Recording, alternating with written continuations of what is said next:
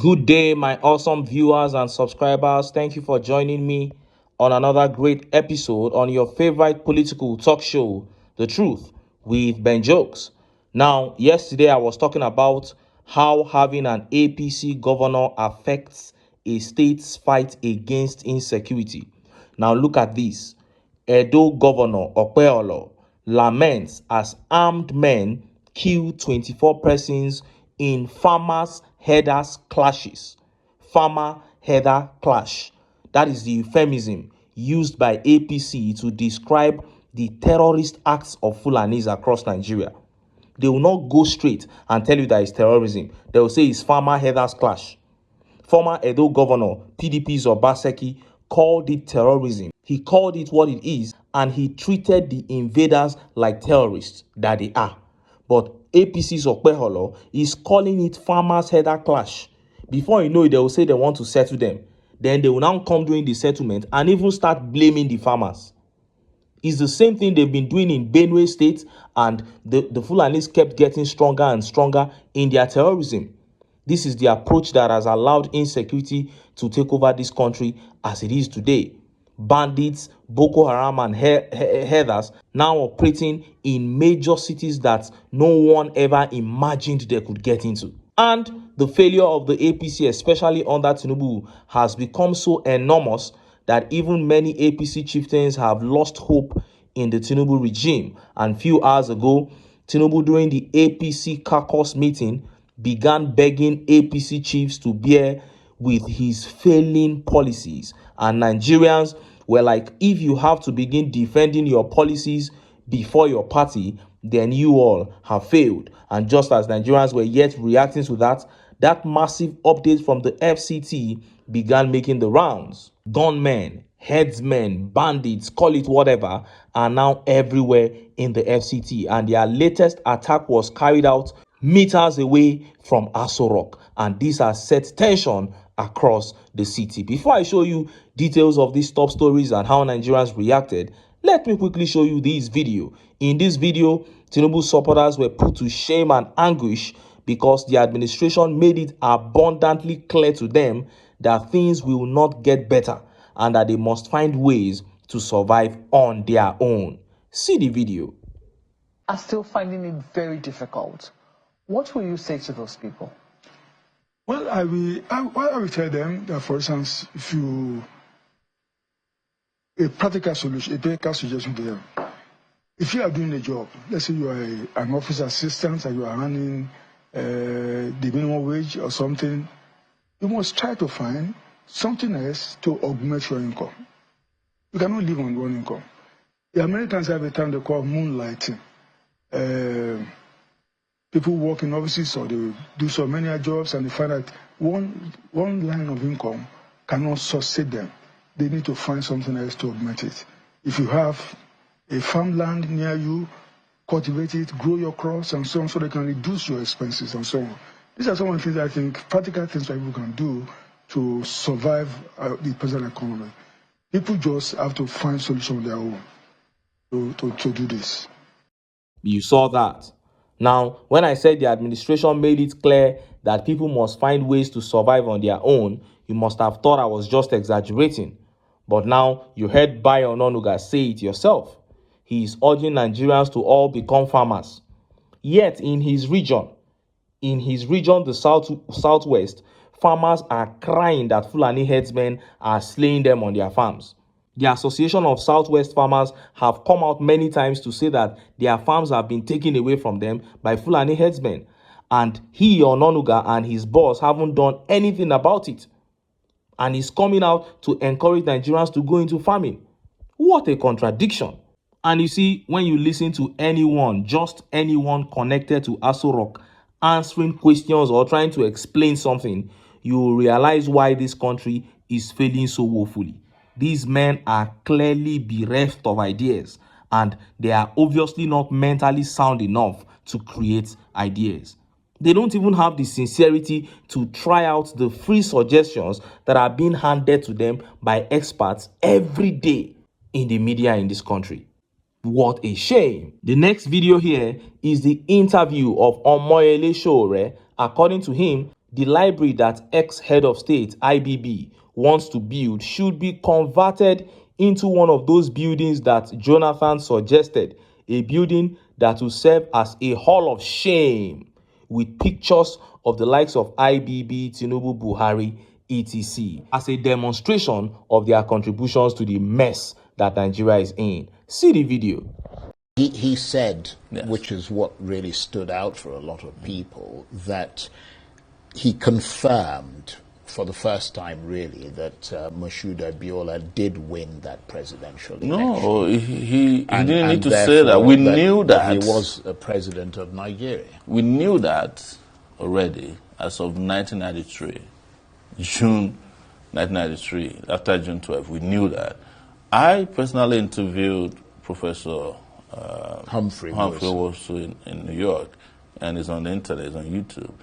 And he admitted, he said he knew, everybody knew that Abiola won the election. Well, obviously he did know, but I mean, he didn't say it at the time. Now he's saying. Because now it is lucrative. He wanted to use it to raise money for a presidential library, Right. which is a scam because he was never a Nigerian president. So how can somebody who was not elected? Well, he was a military head of state. That's and again, we're not defending him, self-styled but he military was head a of state. military head of state, Yeah. and the whole point of a library is to try and keep historical records. But people who are accidents of history have no right to keep records that have been Well, they have a right distorted. to keep records. No. You may not necessarily. I mean, it's your prerogative if you don't want to go to the library. No. But I mean, that doesn't stop I him don't from even think he's holding building a from keeping library. I don't even think he's building a library. But I hope he is building something that we can convert to what former President Jonathan said we should do, a hall of shame for all of them. You heard that. That's the activist part of Omoyele Sowore that I like. And he was spot on there. After destroying Nigeria, you are coming to write a book. And people are gathering to fund the book for you. It's not like we have recovered from the problems that you caused for us. The problems are still very much alive, still harming Nigerians. And then you are coming out to write a book. What has your book got to do for Nigeria at this period? Very despicable human being, IBB. And of course, Omoyele Sowore has his excesses, but I believe that if this country ever gets it right in terms of, who becomes president, in terms of who sits in that Aso Rock, Sowore will be given an important appointment to prove his competence and integrity. Now, let us look at the top stories. The update on Tinubu defending his policies at the APC caucus meeting, showing that the dissatisfaction of the party chiefs has reached an alarming levels. And next is that update coming out of the F.C.T, gunmen, bandits, Boko Haram, call it whatever, carrying out an attack in the F.C.T very close to Aso Rock and one of the most secure military bases in Nigeria, setting the F.C.T in fear and tension. Let's start by taking that update from the APC caucus meeting. Look at how the papers reported it. My policies are difficult, but no way Nigeria could survive with failed subsidy, Tinubu Sahara reporters. Bola Tinubu has stated that allocations to state governors have tripled since his administration removed the controversial fuel subsidy. He made this declaration on Tuesday during the National Caucus meeting of the All Progressive Congress APC at the State House Conference Center, Abuja. The meeting, which commenced at 7:22 p.m. with Tinubu's arrival, saw Tinubu defending his administration's economic policies despite widespread suffering across the country. The policies are difficult. There is no way Nigeria could have survived the continuation of fuel subsidy. There is no way. Today I can beat my chest, Tinubu bragged in a video obtained by Sahara reporters. He continued, and each of the governors here, the allocation to the state is tripled. We have enough funding for local government. We have NEL fund to fund our children in school. However, Tinubu's remarks come at a time when millions of Nigerians are grappling with severe economic hardship following the removal of fuel subsidy in May 2023. The move led to an immediate and drastic increase in the cost of petrol, which in turn triggered a sharp rise in the prices of goods and services, transportation, and electricity tariffs. The naira has also struggled against the dollar, exacerbating inflation and making basic necessities unaffordable for many Nigerians. Nigerians, frustrated by harsh realities of the government's economic policies, took to the streets in August 2024 in massive protest tagged End Bad Governance protest. Now, any APC chief in that hall during that caucus meeting that wants to be sincere to himself knows that these are just rhetorics. These are the same things we've been hearing for a very long time. Nigeria could not have survived with fuel subsidies in place. These are the same things we've been hearing. But the wastage in governance have not been curbed. He said he has tripled the allocation of all the governors. Oga, have you forgotten that you have destroyed the value of the naira? What 1 million naira could do 2 years ago, you will need almost 6 million naira to do today. Even the nail fund that he spoke about is another propaganda and scam, because I have not yet set my eyes on a single Nigerian student that has been able to access the student loan. And even the ones that they said that they paid to, according to their own testimony, the amounts they paid is a far cry from what they promised. So any APC chief in that hall who is an honest person should be able to see through these lies. But why would an honest person even be an APC member? So it is left to them to continue to allow their country to be dragged into the mud by this evil conspiracy of these men. Or if they feel that enough is enough, they should opt out of that party and come and be with Nigerians that are trying to see a way to get this country back on track. Honorable Olanrewaju here says, but Nigeria could survive with new plane, new house for VP, misplaced projects, e.g. coastal roads. Your mumu know too much. That is it. We can't survive with fuel subsidy that would make life easy for everybody. What we can survive with are the wastages that you invest the nation's resources into. And Ademola here says, me and my wife quarrel daily, not because we like to quarrel, but the cost of food items. Our dear Tinubu, I need to see you for a heart-to-heart talk. Ademola must be a supporter that has given up on this administration. And just as Nigerians were yet reacting to that update from the F.C.T began making the rounds. Look at how the papers reported it. Gunmen reportedly abduct several motorists, passengers near military barracks in Abuja, Sahara reporters. The wave of abductions in the Federal Capital Territory, Abuja, has taken a new turn as gunmen struck again, kidnapping an unspecified number of motorists and passengers near Abacha Barracks bypass in Guzape late on Tuesday night.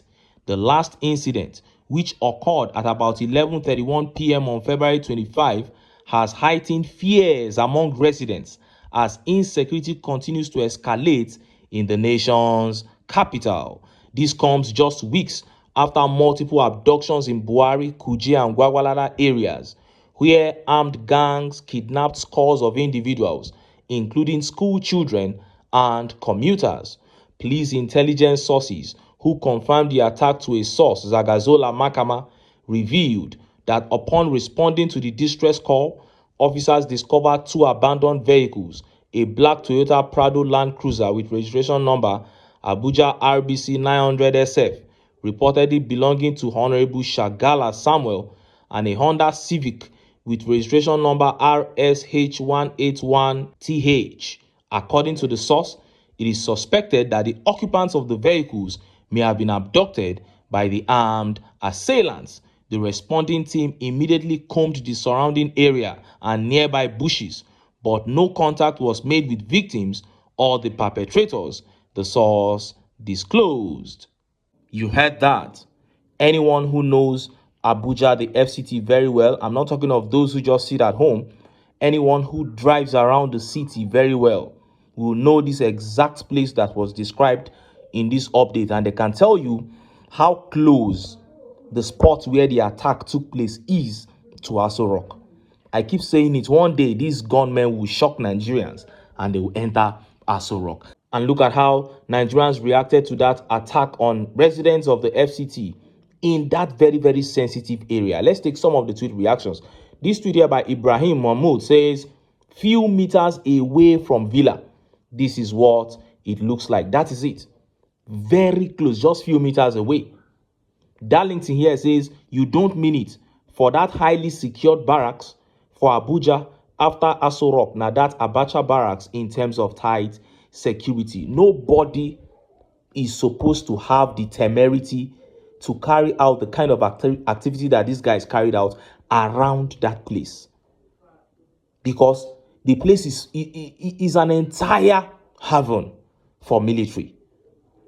That is to tell you the kind of boldness that these guys have now. And this tweet here by Dimeji Bolarinwa says, fools, instead of making their way to the Aso Rock and pack as many as possible politicians, they will be inflicting suffering on less privileged people. This is the issue with Nigeria. If these guys turn on the political class will not even get any pity from the people. For instance, if a National Assembly session is going on and bandits come in and they begin to shoot sporadically, the people will even celebrate it. So it is tantamount to saying that there is chaos and there is revolution, there is anarchy waiting to happen. It's just what will trigger it that we are waiting for now. And this tweet by Lucky Ogebo says, things have gone terribly wrong in this country. That is it. Things have gone so bad in this country. It has come to a point where Nigerians will celebrate if bandits, even if they like, let them unalive, let them take off the heads of 20 senators today. Nigerians will celebrate it. Let them go and take over Aso Rock the way Taliban did. Nigerians will celebrate it. That is the point that we have come to. Because of corruption, because of the evil in leadership, because the people feel ostracized. They feel blackmailed by the political class. When you look at the kind of information that is available to the people, then you will know why the people feel the way they feel. When Nigerians have heard that the amount of crude oil that is being stolen by few Nigerians is more than the amount that is being utilized for the entire country.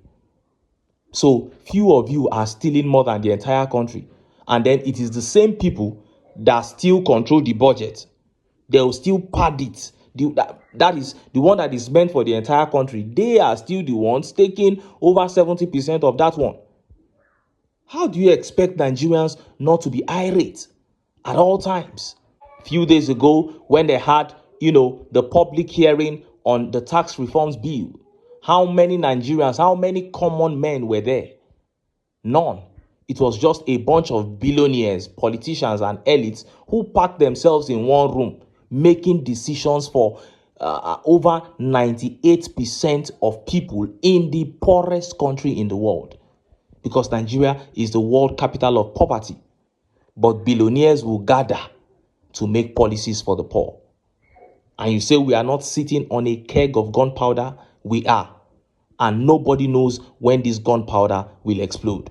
But of course, everything is happening under the APC. It didn't begin under the APC, but it became extremely worse under them. Why? Because they have basically come to steal, to kill, and to destroy. And that is why I keep telling Nigerians that at the rate destruction of this country is going on under the APC, for us to still have a country in the near future, we must cast aside our sentiments, come together and get the APC out of power. But until then, make I still enter town. Make I go get some ogbonge political news wey una go like. Why? Because of una. Now I dey here, so don't go away.